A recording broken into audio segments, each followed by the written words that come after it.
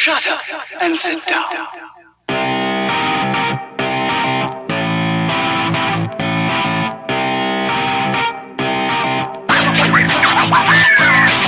Well, hello everyone, and welcome to the 21st episode of Third Shift. I am one of your hosts, Eric, and with me, as always, is my co-host, Mr. Matt.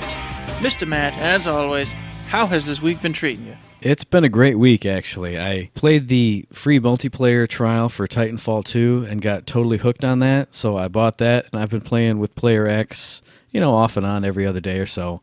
And that game is super fun. I am having a total blast with that. It's a nice little diversion from Battleborn and Borderlands when we're doing our thing, But definitely getting into that, been eating, a whole week's worth of Thanksgiving leftovers, just piling them in my belly. Oh, so good, so fresh and delicious. It's the best. Be dead soon. Dead soon.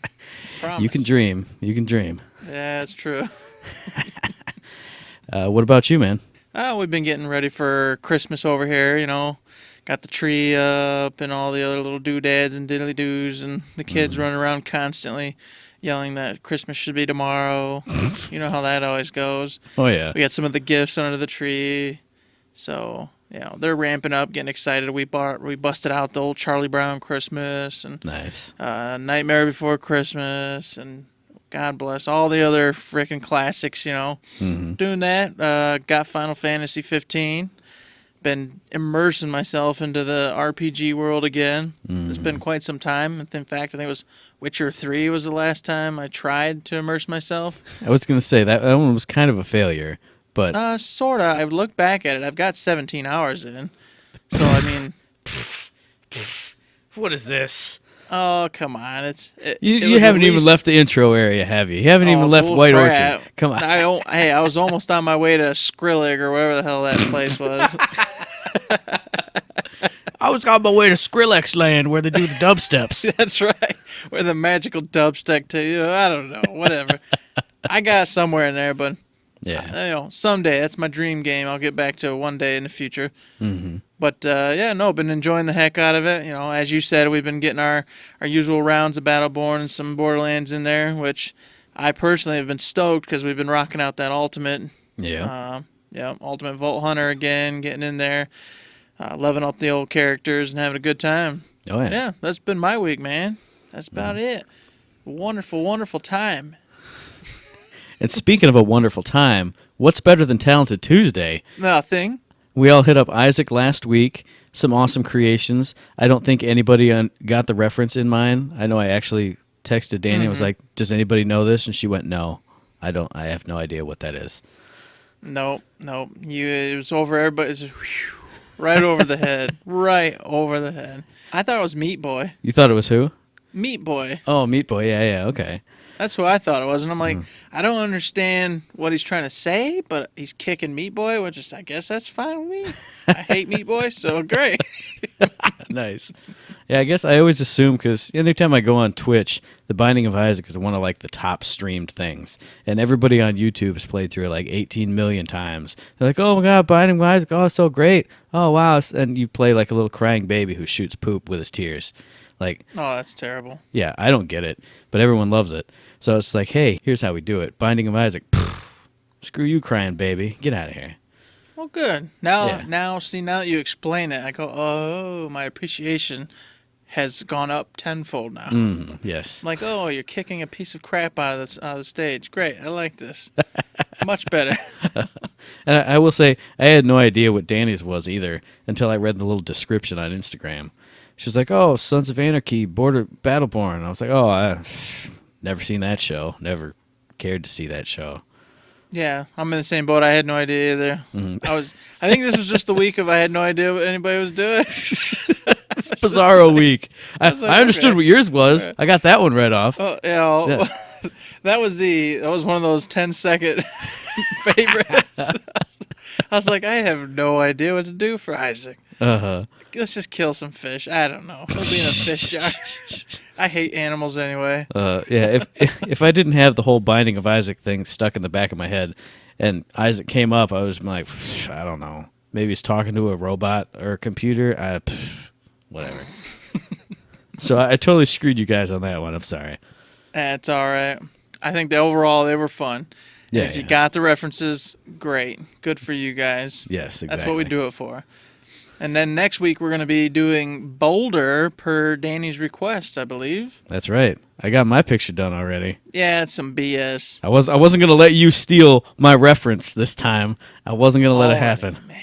Already, just gunning it up the day we pick, and you're over there popping it out. I did. I had to do something while I waited for the stream to start. I was I'll just draw it. It's fine. Yeah, well, that's all right. I got a couple other ideas, so we'll be all right. All right, cool. Don't even worry about it. But yeah, of course, you can check out the preview versions on our Twitter account. Hit up the Instagram for the full versions, as usual. I think I forgot to say that last week, so there it is this week. Boom. Yeah, well, I'm pretty sure most of these guys and gals know exactly where it is by now. Mm-hmm. But for anybody that's new, of course, it's always nice to post it up once in a while. Absolutely.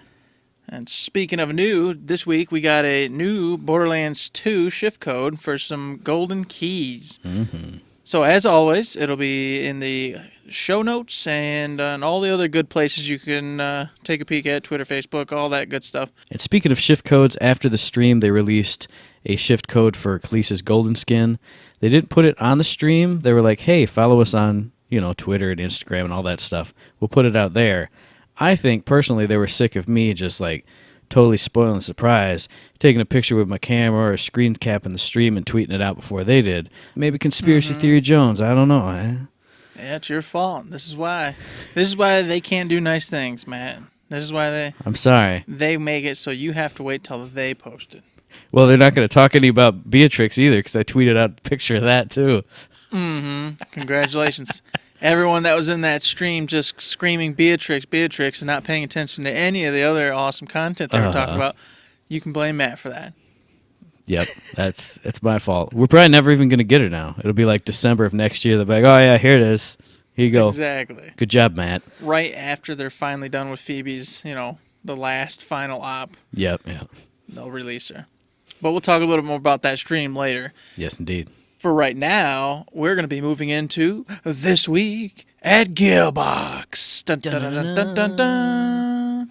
So to start this week at Gearbox off, last week as we were recording that night, they had the Game Awards, and Randy Pitchford had promised there was going to be some special announcement that day. Mm-hmm. Well, we took a peek, we listened, and he sure did have an old announcement. It surprised me, however. Yeah. He announced Bulletstorm Full Clip Edition, which is a remastered edition of, obviously, Bulletstorm. Mm-hmm. And they're publishing it. They're not actually developing it.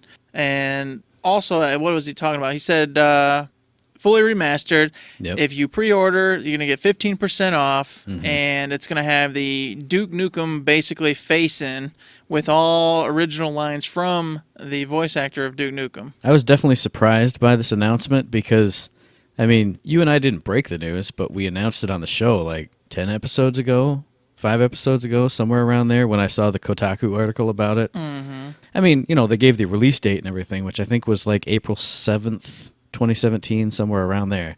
And, they showed off the Duke thing. But I was surprised that was the big announcement because I don't know. I guess I assumed that everyone who listened to our podcast meant everyone in the world already knew that they were doing the publishing thing, that this was the next game up. But, even so, it's still cool to see it in action. Still cool to see the Duke Nukem reskin / VO. I don't know. I thought it was cool. I was really pumped to see the Duke Nukem reskin because I think that could be hilarious. Because I played through a decent chunk of Bulletstorm. I never finished it, but it'd be awesome just to start right from scratch with obviously Duke Nukem and all his crackheaded lines. That will be fun. But like we were saying, it kind of threw me off because I just thought the Bulletstorm was, everybody knew. I didn't think that was a, oh my gosh, new breaking thing here. And I was like, oh, right. What? So our conjecture land last week just went completely off base because we had thought everybody knew that. We're like, well, if everybody knows about Bulletstorm, we got to think of something else here. Yeah, What's exactly. going on? What could it be? So I'd like to say we did have a piece of it right, though. Oh, yeah. We said, well, why don't they take, while he was there doing the remastered edition of Duke Nukem, just record a whole bunch of more lines to pop in somewhere else. Well, they did that at least. Yeah, like I told you over lunch, I guess we had to go way more literal because the thing that started the whole, Twitter exchange was, it's Duke Nukem's head on someone else's body. Well, that's pretty much literally what this is. And I think, like I said, I've never played Bulletstorm, but I think it'll be a good fit because the one criticism I remember people having of Bulletstorm was, oh, it's just loud, crude, dumb humor all the time. Well, who better than Duke Nukem to live through all that? So, should be cool. But one thing I did want to bring up is I saw a Eurogamer article, I think it was maybe 2 days ago, a day or two, whatever. They were saying that, I think the title of the article was, Randy pitched for Fighting Fires over Bulletstorm Remaster. And I'm like, oh, what the hell is this? And apparently people are bitching and whining and complaining that, I bought Bulletstorm however many years ago, 8 years ago, and now that you're doing a remaster, do I get it for free? Do I get it for a discount? And Randy said, well, no, because, Bulletstorm was published by Epic Games through EA by totally different companies. And the current edition, it's People Can Fly has the rights to it, so we're just publishing the remaster for them. So, totally different identities of these games, totally different companies, and people are just going into a rage on Twitter, like they always do, saying, what about Darksiders? Because that was published and, the remaster's done by a totally different company. Yeah, but they bought all the rights to the old game, past and present and future, so it's their game. So, when you re-release your own game, sure, yeah, okay, they bought it already. Give them a discount, give them a free upgrade. Mm-hmm. But, hey, we're publishing someone else's game that they released way long ago. We can't interface with, these other companies at all, or if we do, it'd be some big legal thing. So, it just makes sense. People want a free lunch, but in this case, it's a totally different experience from what we've been seeing before. So you can't get your free lunch. I'm sorry. No, I agree. You bought a game however many years ago it was. You enjoyed the game or you didn't enjoy the game. Doesn't matter. You bought it. You got your $50, $60 worth of thing right there. First off, they never promised you anything after that. Yeah. Secondly, they're not giving you anything because it's not even them making it any longer. Mm-hmm. So, no, you don't deserve a discount or a free game. That's just ridiculous and, seems, I don't know. I don't even know how someone could think that that's something they could say and get away with at all. Yeah, the free game stuff that's been coming up has been like, oh, here's an amazing bonus for you guys. Like, just because two companies did it, now it's standard? No, that's not how it works. I don't know. I don't get it at all. It doesn't. No. Doesn't compute. I just feel like poor Randy, he's just getting thrown under the bus again for no reason. It's like, you know what? Randy did a thing that made me mad before. Let's find a way to screw him again. Uh-huh. Oh, we deserve a free game from you now. What? You're a punching bag. You did another thing I didn't like. Well, take this or take that. Mm-hmm. I'm like, holy cow. It's just preposterous. It's the preposterous hippopotamus, Matt. Can't sing it anymore because then we'll get in trouble. Yeah, that's it. Flight of the Conchords will come and find us and sue us. They'll hit us with like some New Zealand weapon.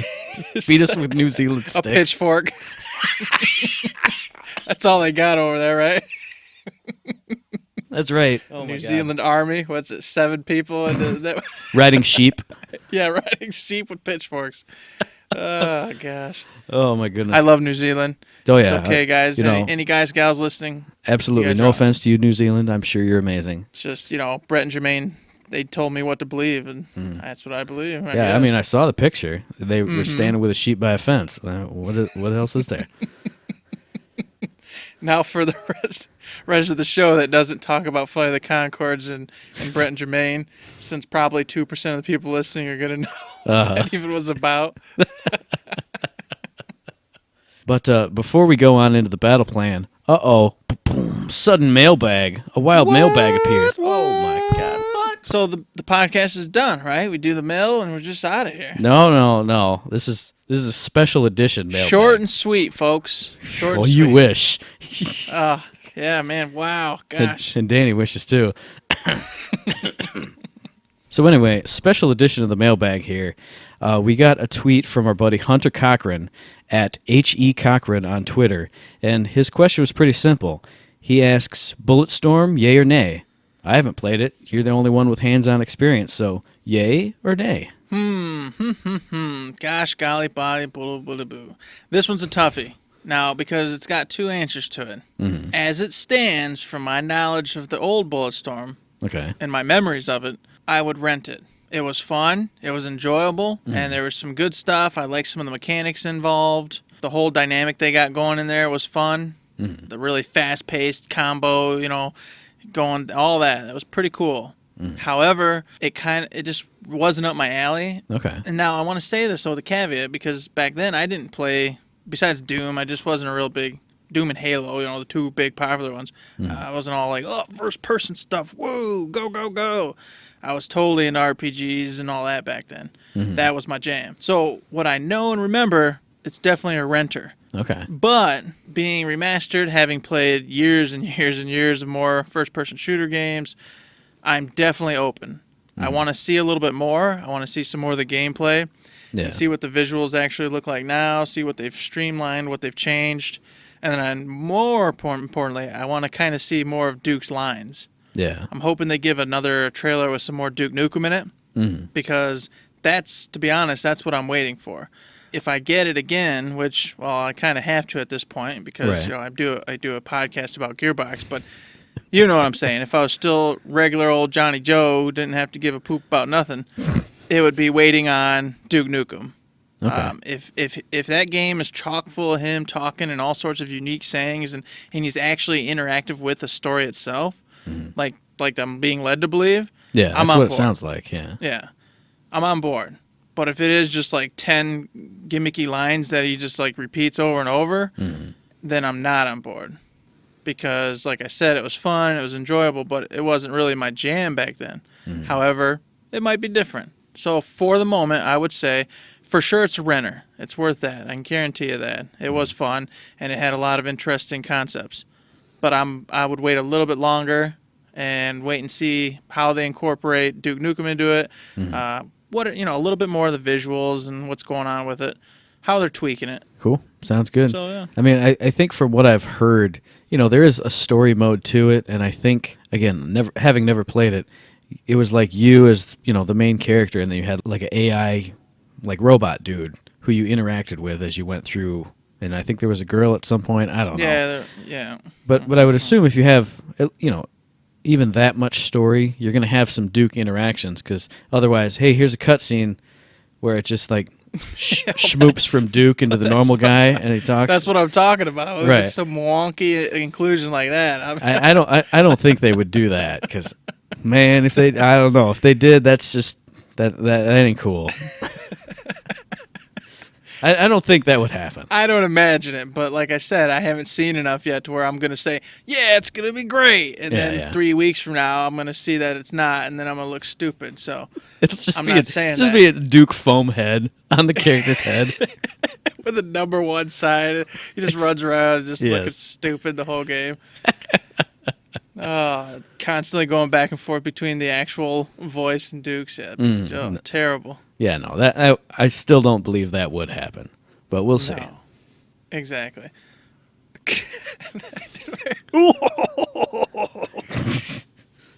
Oh, Duke Nukem. I came here to chew bubblegum and kick ass. We just asked if you were okay. That would be awesome. Oh my God, Steve, can you steer that ship right? I'm here to chew bubblegum. What the heck? What? What are we even talking about?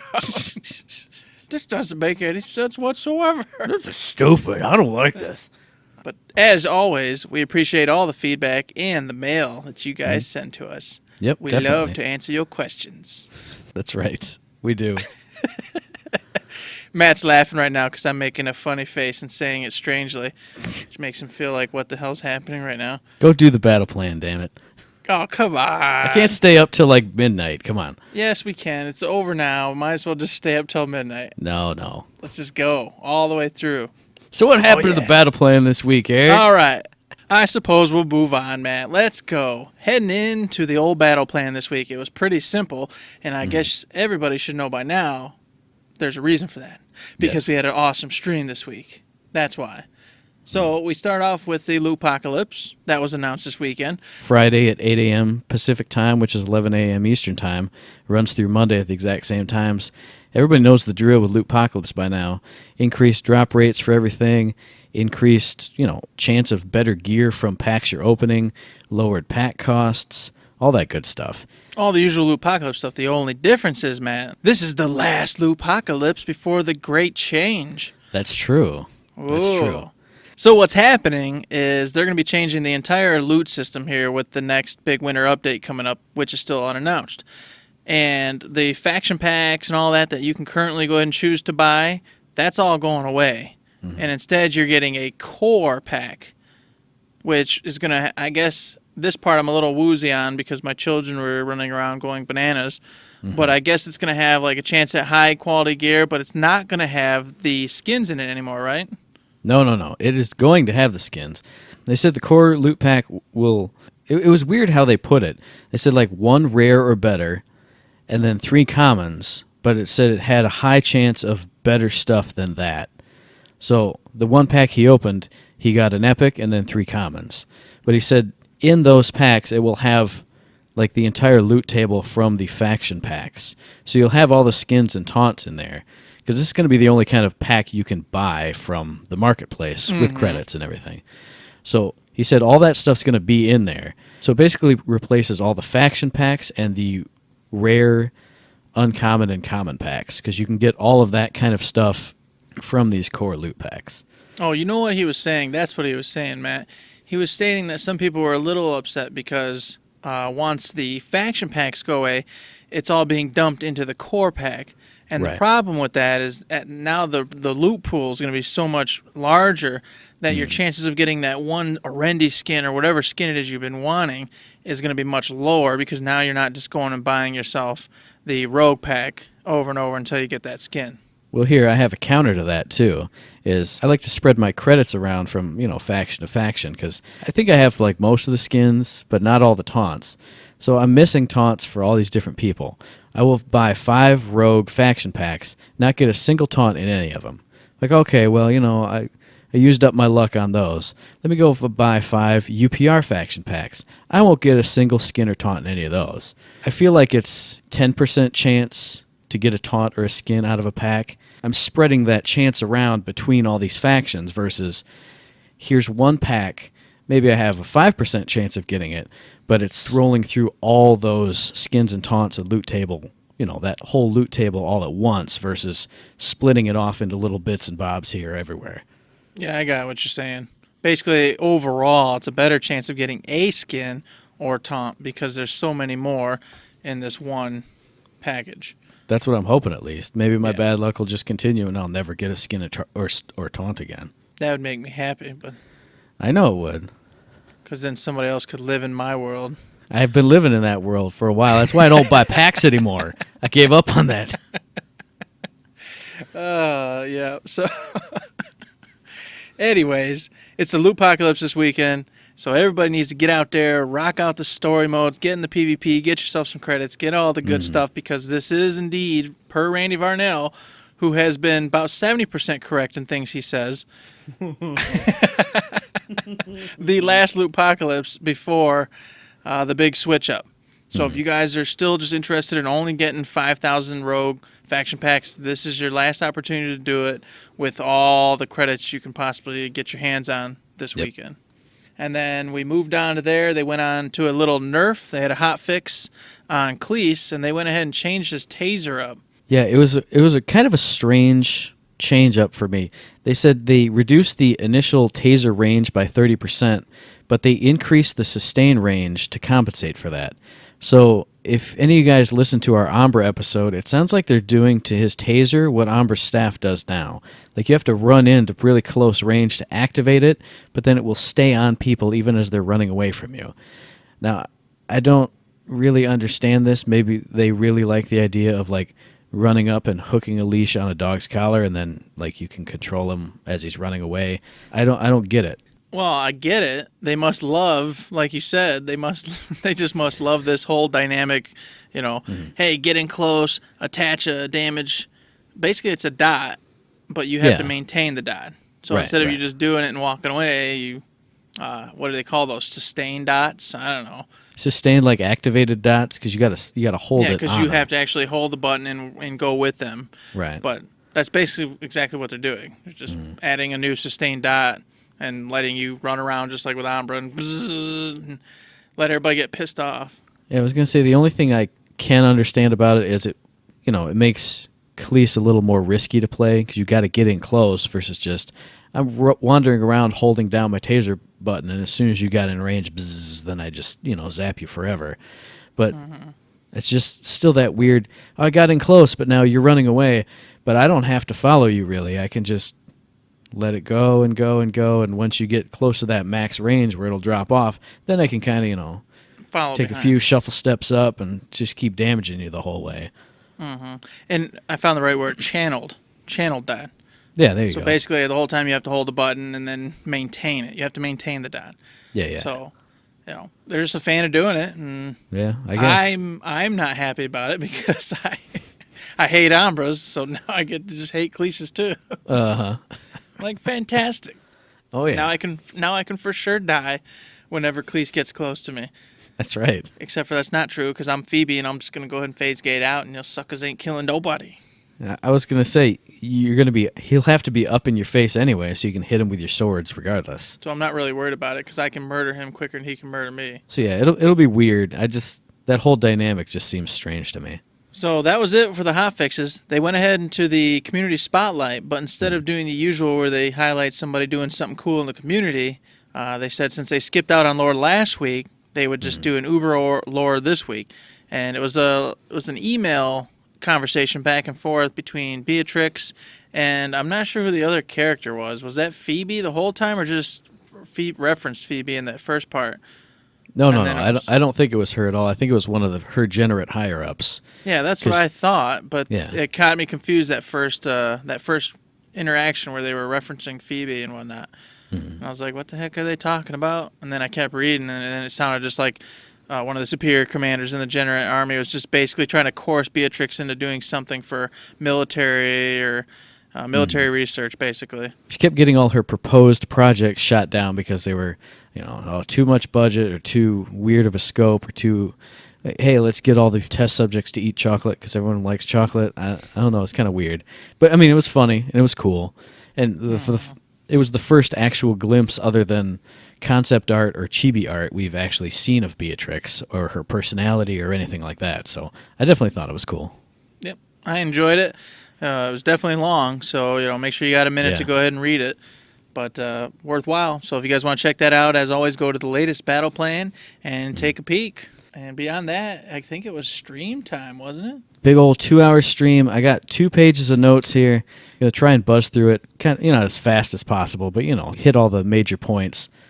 One thing I did want to say is I think this was probably my favorite stream that they've done because with that 2-hour, big 2-hour time fill, they could let Randy off his leash, just let him kind of like run the show that whole first half, going off about this and that and the other thing and how this relates to that and just do his thing. Let him run free. I really enjoyed that part of it. But running down the notes here, first off, they showed off a medieval skin set that's going to be available in the store again at some point in the future. Medieval skins for Galilea, Phoebe, Oscar Mike, Arendi, Benedict, and Atticus. All really cool skins. Like I said, right at the start of the stream, so you should definitely check those out. I was excited and to see those. I love medieval anything. I'm a little fantasy nerd, as most of us are. Well, I shouldn't say that. I have no idea what any of you guys are. I don't fucking like swords and dragons, you dick. I'm not a fantasy nerd. I hate wizards this guy. are Who stupid. Do you think he is presumptuous bastard. I was really stoked to see him. I was like, oh yeah. However, where the hell are my freaking Christmas skins? Or hey, holiday skins. festivity Hey, skins, you. festive skins, festive skins, holiday skins. I thought for sure I was gonna get some Santa action going, some elf action going, some snowman action going, Kelvin snowman. Come on. That's just a given right there. That's too easy. That would have been perfect. So that I saw those and I went, oh my god, those are freaking sweet, and I was excited but then I went, but this probably means no Christmas ones. Oh, excuse me, no holiday ones. No wintertime skins. Yeah, exactly. Wintertime. Let's dumb that down even more. We can't have holidays. But it's summer in the southern hemisphere, so no December skins. Yeah. Oh my God. We just can't have skins. Aww. Oh my God. So definitely stoked, but still a little sad. I'm hoping that they surprise us with at least one or two little, holiday skins. Or like we said before, you can make a sentry into like a big snowman with big spider legs. He's got the big ball. God. It could be a snowman head, and Just take the asset you got in Borderlands 2, the Borderlands 2 DLC, and just dump it in the Battleborn. Giant old snowman, bada bing, bada boom. It's that easy. snowman hunt PvP mode. There Exactly. You Done. Handled. But see, no, I bet that's what they'll do. Hey, snowman hunt. It'll be Arendi as the crazed little girl, and Kelvin. I'm gonna scope you into a snowman. No. God, it hurts. There you go. Boom. Another free idea. You're welcome. Welcome, Gearbox. A team of Arendis versus a team of Kelvins. That's it. That's the worst mode ever. It's been bad dreams and bad nightmares and everything else with that. Both sides of that. No, thank you. Yeah. So next up, they showed off the new player experience part of the update. This was, pretty much the stuff that we saw in the, early release bits, saying that all 25 characters are going to be unlocked from the start, all 25 base characters. They showed off the quest system a little bit. They kind of said two different things about it, which is another kind of maybe 70% correct Randy Varnell dialogue time. But they said you'd get daily quests and you could stack up to 3, but then like 30 seconds later they said you'd have a daily quest, you'd have a quest that would reset every 3 days, and then one that would reset every week. So you would have 3 quests to do at any one time versus stacking up 3 daily quests that, one would expire the next day or anything like that. But the only one that they showed off was just, it's a pretty simple one, kill 60 minions. I think it was a daily quest, which seems a little bit high, but not anything terrible. That's like 2 matches maybe. I was going to say, you do one algorithm and you got that done. Yeah, that's true. That wouldn't be too bad. That's not far off. Yeah. Or go do a meltdown, for God's sakes. Well, all I got to just like kill the Galt, right? I don't have to pay attention to minions and meltdown. We right? don't what? We don't kill minions in meltdown. I'm supposed to go find and hunt down everybody. Now, speaking of learning the game, they showed off the 2 kind of tutorial/learn the game type modes. First up was just the versus tutorial. Basically starts off just a 1-player tutorial. Nova walks you through a really simplified incursion map. Like, it's just one little tiny lane. You face off against an AI person, and the whole time she flies around and directs you to where to go, and she'll fly over to a buildable. You follow her over there. This is what a buildable is. This is how you build it. This is what it does for you, that kind of thing. So definitely good for new players. They said after you go through it once as a single player, you can do a 3v3, so you can bring in, if you and I wanted to teach Howard how to play Incursion, terrible idea, but if we wanted to do that, we could bring him in, face off against bots, and be like, hey, Howard, this is how you do it, instead of ruining our entire game playing against actual people. I like the idea, because Yeah. I was just thinking that actually the other day when old Howard was telling us a story about how he can't do anything yet in the game. I was like, well, that's not going to be really enjoyable in our first match or 2 when he's basically just completely useless. So this would actually solve that. Instead, we go into this little training mode where I don't have to get angry or anything because, that's the whole purpose of this is to train him what the heck to do. There's nothing nothing on the line. So I like it. I like it a lot.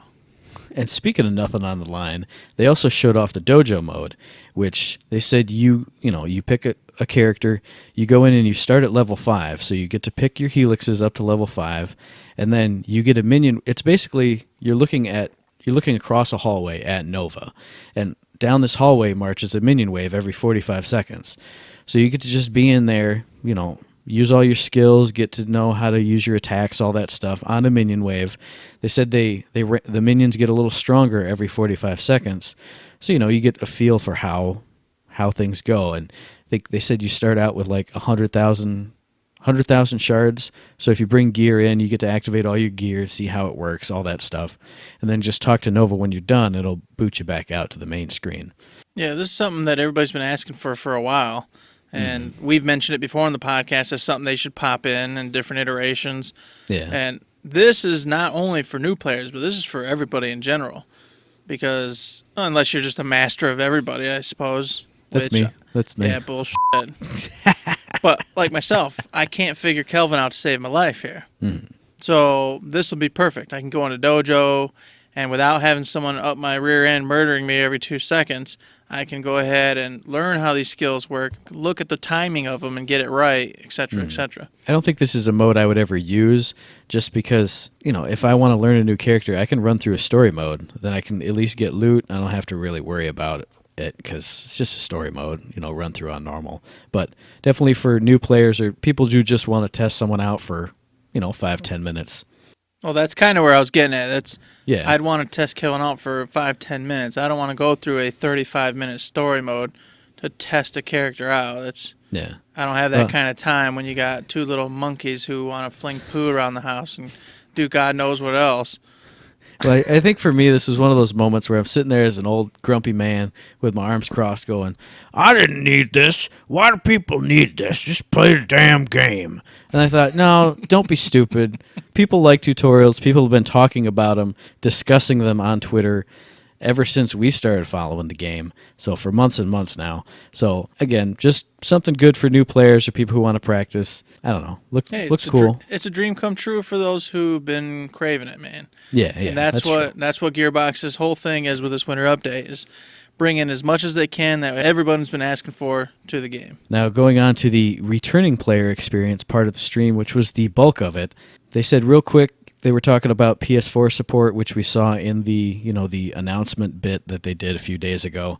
They said that this is going to be awesome performance on PS4, Xbox One S, but they also said that for every player, even on just regular PS4s, PCs, all that stuff, performance is going to be better across the board. So, certain maps that have slowdown, echelon, monuments, they said it should run better. All these things should be maybe not completely fixed, but at least better. Well, they're bumping everything up to 60 frames per second. Yes, that's true, too. That's a game changer right there, man. Mm. I mean, you're going to feel like you're whizzing around like you're some kind of, like you got a rocket up your butt the whole time when it changes to 60 frames per second. So I'll have to play Kelvin. This is too fast. I'm going to be slow. I'm going to go the slowest character possible. So I'm interested to see how that works because, like I've said from past experience with other games like Destiny moving to Halo, Destiny's at 30 frames per second, Halo's at 60. You go from Destiny into Halo, and you feel like you're some kind of like a Mario Kart situation going on. You're flying all over the frickin' place. So wow, okay. Yeah. I mean, it's the same thing with Call of Duty and whatnot like that. You're just zipping around. Okay. Whereas on 30 frames, it's clunkier, slower. You feel like you got weight to you. So I'm interested to see if it's going to maintain that, but just be a little smoother, or whether it's going to pick up and the gameplay itself is going to be faster. Time will tell. Yeah, I've never had the direct comparison like that, at least that I'm aware of. So it's, I don't know, it'll be cool. I'm looking forward to it. So am I. I was pleasantly surprised because when they said they were going to be supporting the PS Pro, immediately I just went, crap. Well, no, they'll kick things up a notch for the PS4, Pro players, and we'll just basically keep what we got, which is fine. But still, that whole nother subject for a whole nother podcast. Yeah. Would be my opinion on the PS4 Pro. Up next, Randy was showing off like all the new menus, all kinds of different stuff. Like I said, just kind of breeze over a lot of that. I thought the UI cleanup that they did was really nice, though. I thought all the menus looked really sharp.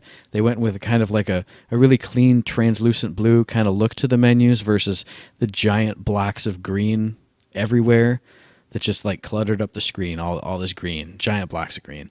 It looks a lot smoother, it looks a lot more like professional now, like clean and sharp and well done. I really like the look of everything. Some of it was pretty subtle, but some of those, changes, but if you really looked at it, and especially if you had the game pulled up next to you and you could see what it was or what it is currently, it does. It's much sharper, just a lot cleaner. It feels, I don't know what's the right word, airier? No, that's bad. That's a terrible word. I don't even think it is a word, but I know what you mean, though. Yeah.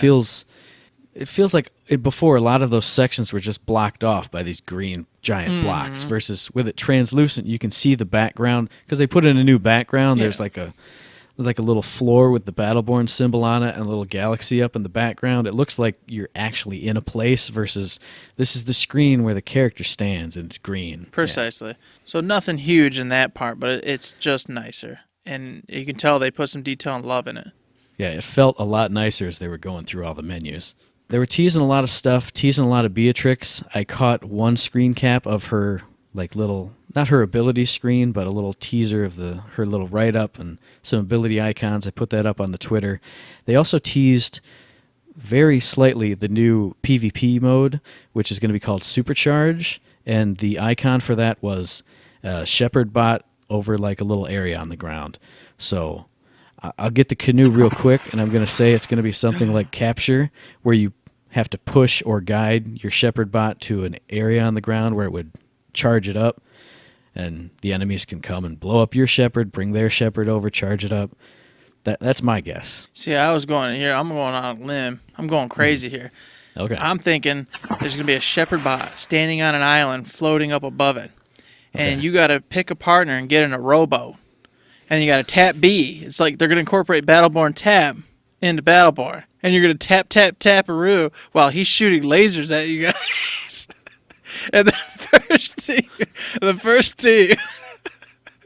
team to get to that island that wins the game. Well, you can tell we crossed the 930 barrier because of that crap. That was a good one. Come on. What a game that'd be. Well, Howard will love it because he'll be tap, tap, tap. Tap, tap, tap-a-roo.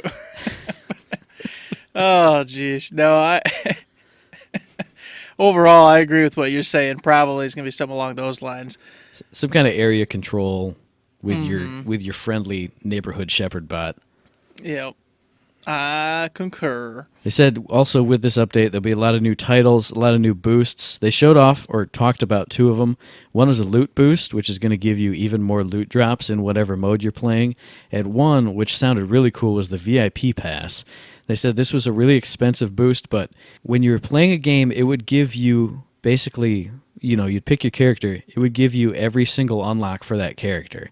You would get all the skins, all the taunts, all the mutations, and not only for you, but for anyone else you were grouped up with. Everyone else would have that boost. I mean, we have a lot of unlocks for our characters, so we're not starting off with level 1, but that's definitely something awesome. If you happen to get in a group with somebody who's got that, just, oh, hey, look at all these options I have now. Well, and what was really sweet was, before he mentioned it, I was like, well, how the heck is anybody else going to know they have all these skins unlocked, all the taunts? And he said, well, guess what? Anybody who's got that sucker popped on, instead of your title being there, it's going to be replaced with this snazzy little thing telling everybody that you're a VIP son of a gun and you've just been hooked up. So you'll know because you'll see that and you'll go, oh, look at that. I can do whatever I want because old boy's with me in the group. They said they were also overhauling the marketplace a little more, so you were going to get way more credits for PvP matches than you do currently and way more loot in story matches. I think Grant, it was either Grant or Randy was saying you would get almost 30 times more credits for a PvP match in the future than you do now. Yeah, I didn't remember who mentioned that. But I think that's definitely necessary because, if you only have one kind of pack to buy, you need to be stockpiling these credits. And the way it is now, sometimes you get, I got 200 for 30 minutes. Which is nothing, Yeah, I've complained about that forever because it's like, wow, 2 matches, sometimes that's all I can do in a night. Yeah. And that's almost nothing to show for it. I'm like, okay, well, maybe in a week I'll be able to get a pack. Sweet. Speaking of packs real quick, we talked about the core loot pack replacing the faction packs. They said those faction packs will still be there for level up rewards. There'll still be drops in the game. You could do them, get commander packs from the ops and everything. So they'll still be around, but you won't be able to buy them. And speaking of leveling up and getting rewards, maximum command rank is going up to 150, and maximum character rank is going up to 20. They said with command rank, you will get a legendary pack and a new title every 10 ranks. With characters, you'll get faction packs every rank up from 16 to 20, and then you'll get a new title at 17 and 20. They said the 17 title is going to be the internal dev name for the character, like Papa Shotgun or Water Monk for Alani. It was Water Hippie for Alani. And then what else did they have there? They had a couple others. I'm not sure it was Water Hippie. It was Water Hippie. I am 100% certain. Water Hippie. But 17 was those, and 20 was the fan favorites, right? So I'm looking forward to Sneaky Poo being the title for a level 20 Pendles. And then Fat Chicken for Ernest. Yes, exactly. I was trying to think of what other third shift terms we have, and I was totally drawing a blank. Danny had a good one. She was saying a level 20 Galt would be fire shells, because we can't say that other word. No. Incendiary. Oh, my God. One last thing in the returning player experience, they said that diamond rank scores will now be available in all story modes on all difficulties. So I'm looking forward to never getting one of those. I was going to say, if you'd have just said, I'm looking forward to getting those, I was about to just go nuts. Because I can't even get you to get on to do your golds, let alone get some diamonds. Excuse me, we try, but we usually fail. Well, when beers are involved, it doesn't help. Well, I mean, I'd play during the week, but you're playing Final Fantasy. No, bull crap. Get on earlier before Final Fantasy was out. Where's Matt at? I want to read my book today. I don't want to interact with humans. Exactly. But for those of you who are interested, the diamonds are out. Well, they will be out. And yes. I, for one, am super stoked about it, even though, as we just said, I'll probably never get them because I don't really have anybody to roll with to do it. And, hey, Eric, you could just do it solo. It's kind of tough to do even gold solo. The highest I ever get is silver. Mm-hmm. And, no matter how well I do, I can run through as, some character I'm amazing with and still just, oh, look, it's silver. God, jeez, come on. Yeah, I thought I did perfect there. What the heck? So you kind of need a buddy, at least one, preferably a whole team, though, if you want to especially go for these golds and these, few soon-to-be diamonds. Mm-hmm. But, maybe we'll have to team up with some of our listeners and get at least a couple of them, for goodness sakes, to see how difficult they actually are. Mm-hmm. Yeah. Because I'm curious. They said they think they found a sweet spot for what they consider a diamond run-through to be, and I'm interested to know what they think that spot is. Yeah, I'm definitely interested, too. You as your Phoebe, me as the Oscar Mike. We usually do pretty amazing, and even then we still sometimes don't get the gold, so I'm definitely interested to see, hey, us and a team of actual other good people, hey, we did really awesome. What did we get? How hard is it to do this? Mm-hmm. I think a lot of it's going to have to come down to getting every single chest, and then, of course, just being efficient about it, as is the case anyway, but just 10 times more, so I'm nervous. Get your big boy pants on. Oh, it's because I'm getting scared now. I'm talking myself out of it. All right, we won't do it. We'll go for bronze. That's all right. Yeah, Shoot for bronze. Silver's fine. So after that whole big section, they talked about balance changes, a ton of stuff. We're not going to cover them here, especially because the update isn't even out for however many weeks. So once we get more detailed patch notes, we'll be able to go through that, talk to you guys about that. One thing they did talk about was tweaks to the PvP matches that are going to be coming up. They said a couple minor tweaks to Incursion and Face Off. Nothing big. They didn't even go into them, really. They said for Capture, there's going to be, I think, 3 major changes. First, you're going to start at level 3 with 500 shards. They'll let you, get your toes in the water, get some skills up, buy some gear, instead of just, I'm a scrub at level 1, and this team's way better than me. I don't even have a chance. They're level 5 already. It'll help you strategize a little bit more. You can put on gear and be effective. Well, not to mention, you can actually use the character. Because as Randy was saying, and as I've noticed a million times, because as much as I hate and love to talk about Capture, I like that mode because it's short, it's quick, and if you get a group who knows what they're doing, it's real simple. Take the bases, you win. Simple. Yeah. But oftentimes, even on teams where I'm winning, max, I'll be a character, 5, 6, level 6 at tops. Yeah. And it's like, that seems kind of silly. You're not even utilizing half your skills. In the fashion that you want to use them anyway. Right. And then the same with gear. You're like, well, okay, there's no way in heck I'm going to waste time going around getting these Varelsi. I'm not going to get enough kills to get the shards I need and everything else to get this gear. So what am I going to do? Oh, I'm just going to get 3 whites. Not only am I going to get 3 whites, but I'm just going to get 3 scrub whites, the free ones, the zero Gonna cost. get the free whites. Yep. So you're just going to go pop, pop, pop, let's move and groove, away we go. This gives you that opportunity to actually say, you know what, hang on a second. I'm getting 500 shards. That's 2 cheapy greens, that's 1 good blue, and then, or that's a nice step towards my legendary and or an epic, Or I can get, any combination. It allows you to at least look at some of your other pieces and play around with it. Yeah, I was definitely thinking about it while he was talking about it. It's like, even in that situation, you could bring your free shard generator and get a nice blue and then be well on your way to something, building up even before you've left the base. Yeah. So I definitely agree. I was always bringing free stuff into capture. And, I only play Pendles in capture just because why would you ever not play Pendles? So my free stuff works pretty well for him. But like you said, like Randy said, like everybody said, it's a great opportunity to broaden your horizons in this mode. I think it's gonna change the game up. I really do. For those that are in there, I think it's just gonna make it a lot funner. And for myself, now I'm really looking forward to get in there and play because I think now a lot more people have a chance to actually shine. And speaking of changing the game up, the next change was they're reducing the capture time on the pads to 6 seconds. They didn't say what it was before, but it seemed like, about a minute when I'm standing there as an invisible Pendles trying to cap alpha, and there's nobody there. Oh, I'm going to get it. And right as I'm starting to finally actually capture it for the team, oh, here finally comes somebody, and they see me because they're the good player, and now I got to run away. Versus doing what I'm supposed to do. Run, cap, run, cap, run, cap, run, cap. So this is definitely a welcome change for me. It'll be much more fast-paced because you're allowed to just get hop, skip, which also worries me, though, because it's so quick. Now you're going to have a whole bunch, like you just said, Pendles just hiding right off to the side. Oh, yep. Cap, run off, and then 6 seconds later, boom, he's already taking it back. So the frustration levels might be very high as well.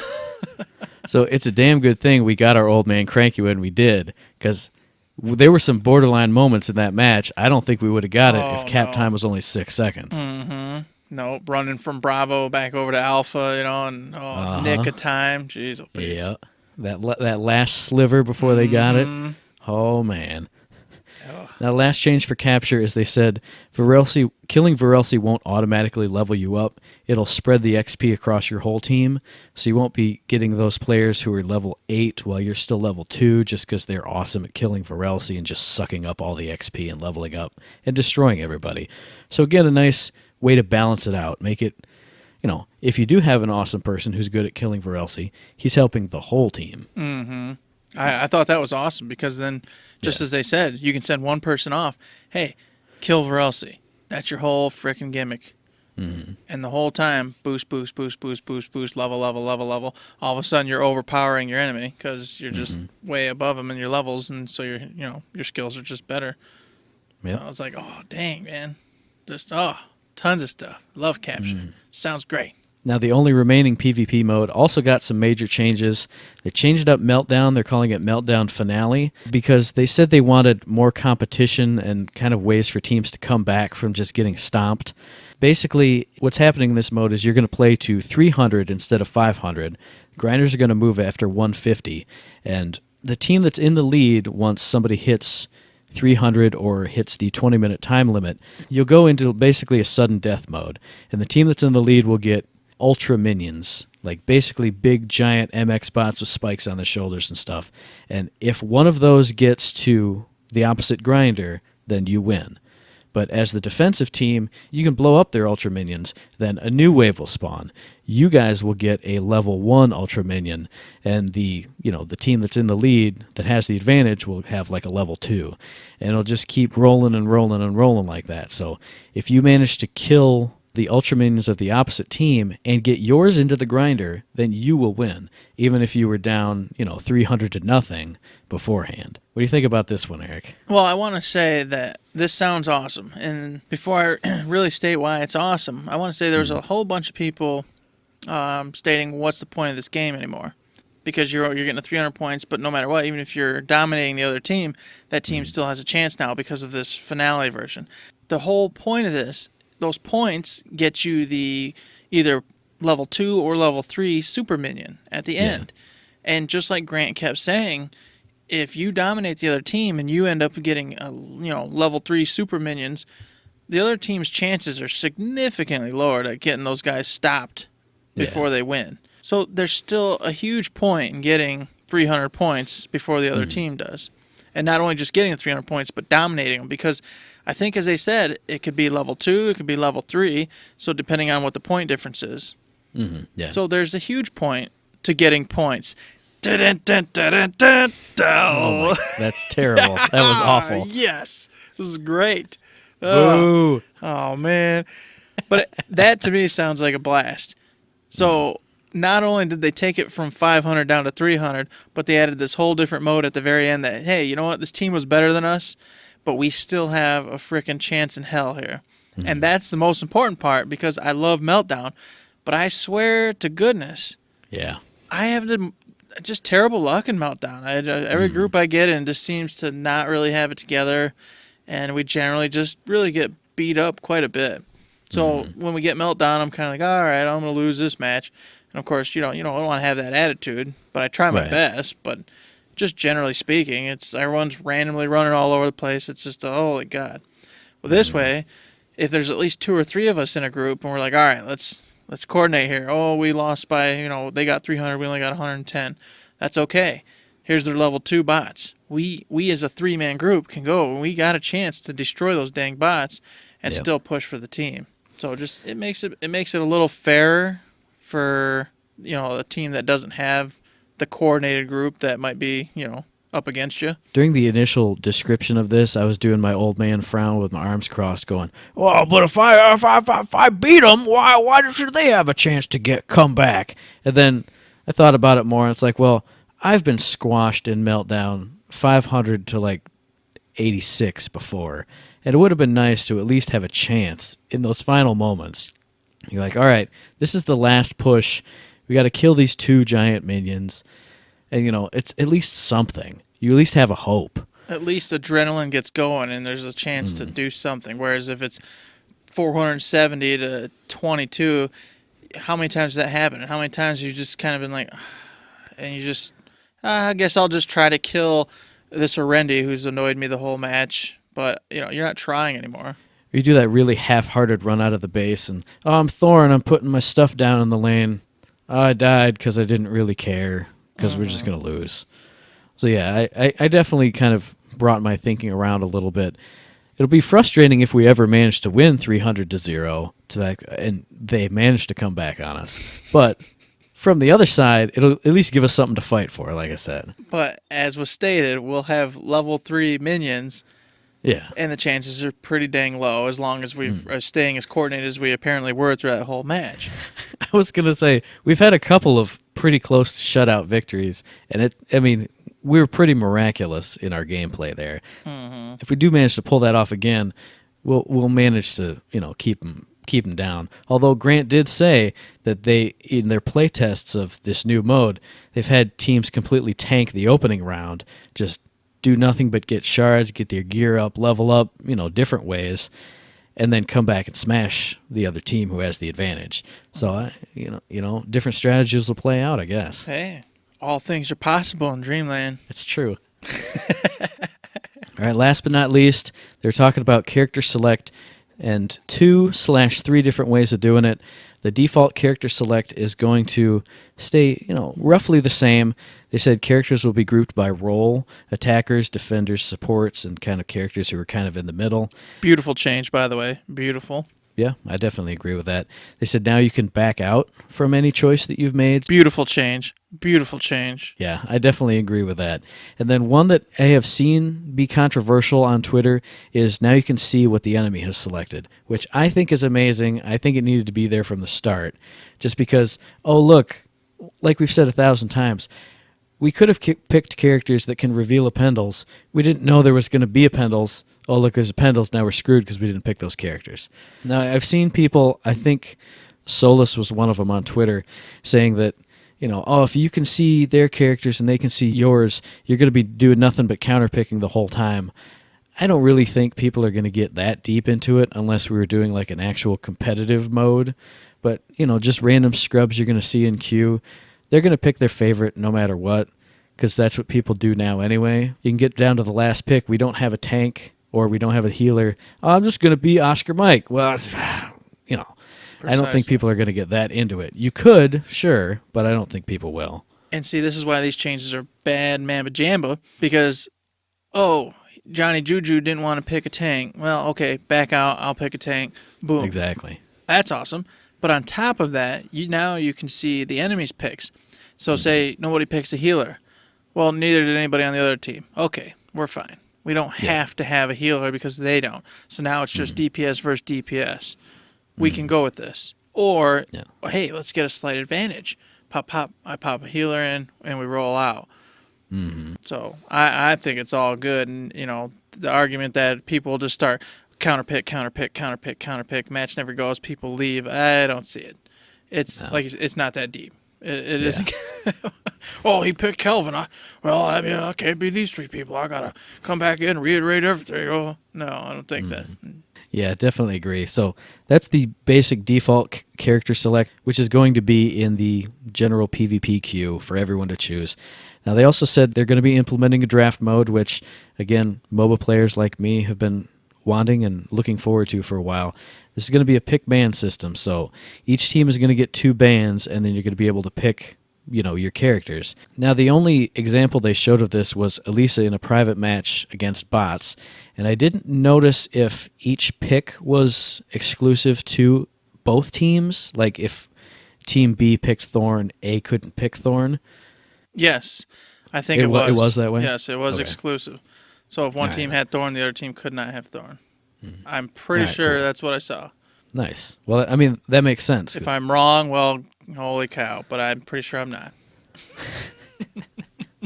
Yeah, it definitely, if anyone's played a MOBA before, this is pretty basic. Whoever rolls as the lead or the first character in the queue will get to ban one person, and then I think it's Team A's first player bans, Team B's first player bans, then those players pick, and then the next person down gets to ban, and then only 2 bans per team, so you don't get to take out half the roster.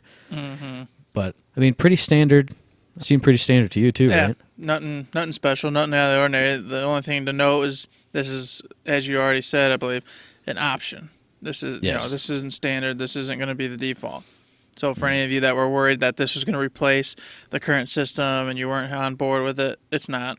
Default's still default. This is just going to be an option for those wanting to do tourneys and get on a different game. Yeah, I think Randy said they were looking to implement it as a special queue, like they have with Bird Hunt, like they have with so many of the other test queues, Chaos Rumble, that kind of thing. They'd start it there, and then hopefully it would be just a permanent option. I guess it would depend on the player base and how they like to split it. If anybody's utilizing it, I think they'll leave it in regardless, just because for those that are interested in doing any tourney style stuff, that's just what you want to be doing. So why not just put it in and leave it in? You already built it. Yeah, and then an additional mode that kind of builds on this is a captain's pick mode, which each team gets a captain, and they said this was only going to be available in private matches. So this is straight up tournament time. You're building a custom match for Team A versus Team B. The captain gets to ban all the characters, and then each teammate gets to pick his character. But another one of the twists on this is those characters can be fluxed between each player. So if, player 1 bans and then he picks Thorn, but he doesn't want to play Thorn, but he knows player 4 is an awesome Thorn. So once your team has selected all its characters, any member can pick out of that pool. It's basically, League has been doing this in ranked queues for forever, in competitive modes. If you watch, the LCS, this is how it always happens. Player 2 will pick, the tank, but player 1 is always, or player 5 is always the tank, so they shuffle it up after the picks and bans are made. You just got to take a peek at it and see how the system's run. But in general, it's definitely for organized groups. It's for tournaments. Yes. It's not meant for just general Johnny Schmo's public eye. They definitely showed a little run-through of it, again, in the stream, just Elisa versus bots, but if you slow it down, you listen to what they're saying, you'll get the hang of it. You'll get the impression. a nice addition once again, just for those that are interested, and especially since they're really sticking to their guns on the game, and to make it successful, there's got to be some sort of tournament style, modes going here, and that's a great push in that direction. And I definitely think this whole update, like everything we've seen so far, these are all the things people have been asking for. These are all the kind of things that will make a game successful. They're really putting their backs into this one. So it just shows you, how devoted they are to this game, how much they want to support it, how much they've been listening, all the months when people have been saying, I'd like this and this and this and this. It's all coming. And I think they said in a few weeks, sometime in the future, but they're definitely trying to give us everything they can to make this game a success. I think it's pretty admirable. I like it. Yeah, I'm definitely hip to the whole push to make this a bad mamma jamma, which it already was, but just to push it. The only thing I still didn't hear about, and I just wish they would mention or do something with, is some kind of marketing, something getting out there to the people that, hey, come back. For those that were here and left, come take a peek. We got all this new stuff. It's freaking this, it's freaking that. It's awesome. And then for new players, you can get this game for $10 to $20, depending on the week and where it's at. Get it. It is worth it. They need to get that message out there, especially this close to the holidays. This is an easy game for moms and dads to go, oh, it's in the $15 little bin here. Whoop, bam, bought. And it's a nice, clean, T-rated game. There's not blood and guts and, all that stuff. For us, it's a big deal because we're adult men and everything. But for the kids, for little Johnny, for the 15-year-old children Johnny, out there. This is for the children. Long live Harambe. And I don't know what I'm trying to say. Your thought process is gone. Buy the game for your goddamn kids. Buy the game. I'm just saying, I wish they had something. Just something in place. They were like, hey, we're going to put out this ad or commercial or just something to just get it back in the brains of people. Well, I think once that fresh coat of paint, the whole new design and UI layout and everything comes, then you could really do it, because you'd be like, remember Battleborn? Big, giant, blocky green screen. And you do like the wipe to, it's cool Tron, see-through looking. That's what I thought of, freaking Tron. It's like, boom, yep. Sharp, clean. Hey, we got a draft mode.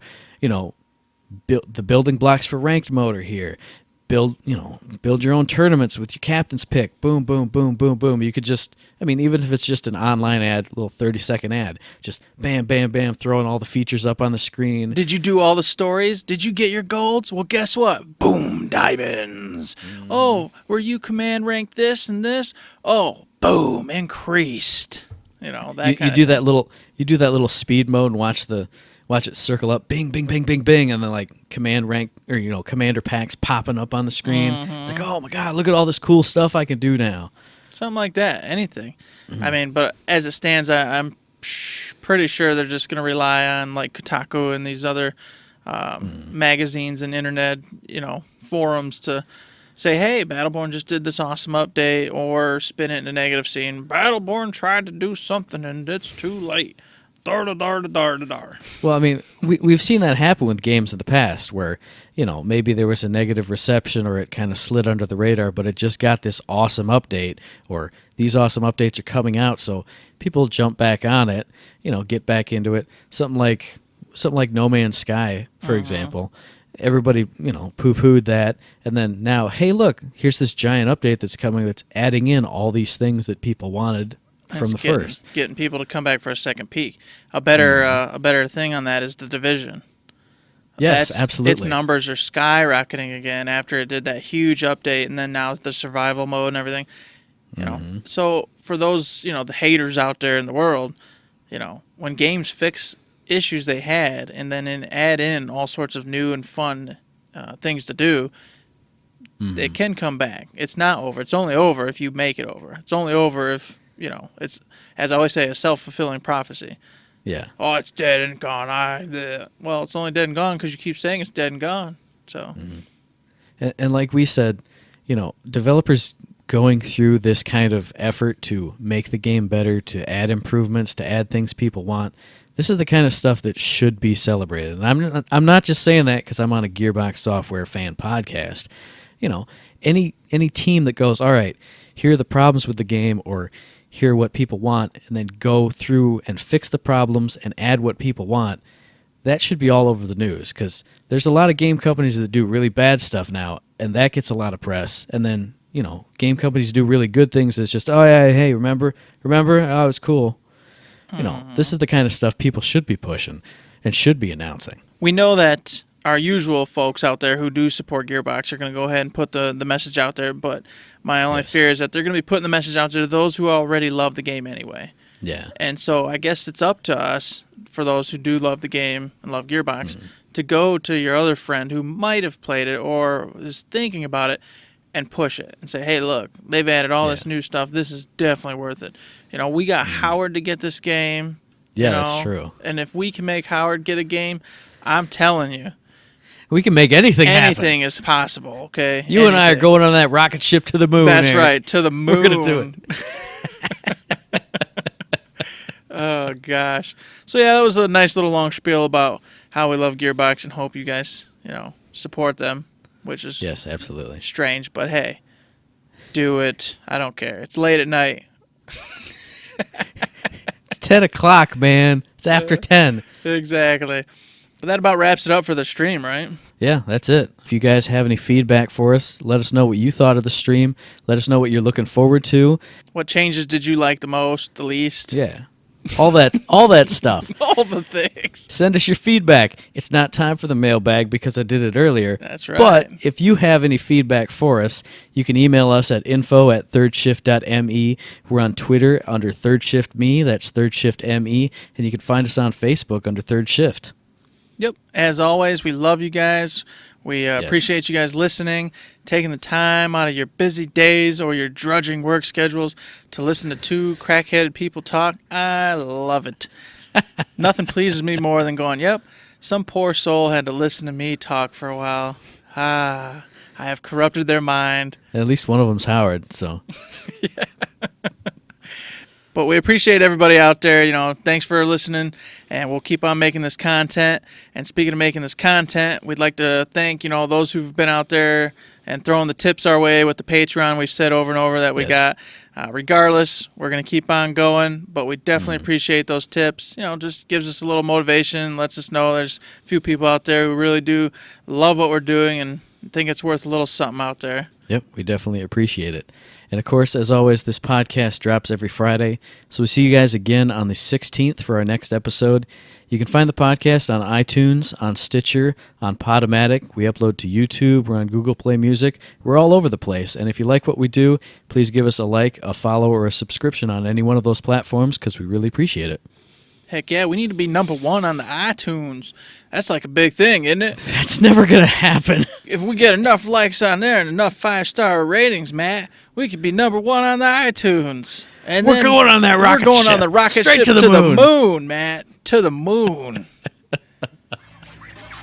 So, with that, as always, you guys have a wonderful, wonderful week. And now, don't forget to save.